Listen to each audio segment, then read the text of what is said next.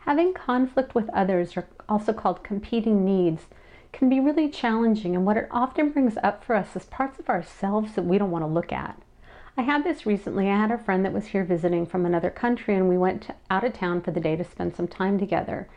And a couple things happened for me that I got overheated and didn't want to stay as long as we had planned. And even though I said something, I wasn't very firm about it because I wanted to be flexible and I didn't want her to get mad at me. And so what happened is I ended up getting overheated, and then I was crabby at the end of the day. And then when we had to drive home, I had to sit in traffic. And what I realized was a couple things about myself. I don't like the heat.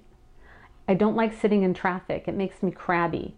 And there were some things that I could have done to avoid that, and I didn't because I wanted to be flexible and I wanted to be nice.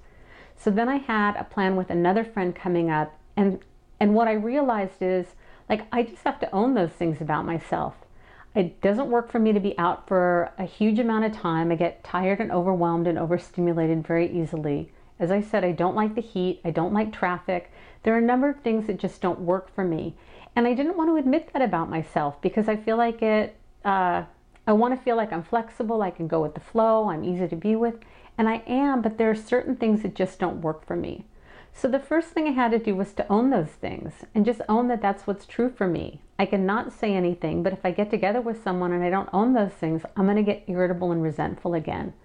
So when I made plans with another friend and we were doing something that was in the heat in the summer, I talked about what my needs were and how I felt like I could take care of myself.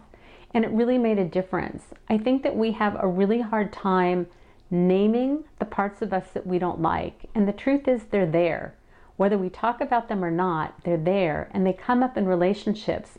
But once we can name them, now what can somebody do? Somebody can say, like, you don't like being out in the heat for a bunch of hours. And I'll go like, yep. Or somebody will say, like, you don't do well sitting in traffic. I mean, I understand I get stuck in traffic and I deal with it, but I had made a plan intentionally to go somewhere and I was going to hit traffic going and coming back. That doesn't work for me. So now somebody can say, like, you don't like to sit in traffic. And I'm like, yep, that's in that. But I think that we want to be flexible and we want to please people and we don't want to own these parts of ourselves. And when we do, there's a lot of power in it. I hope you found this helpful. Have a great day.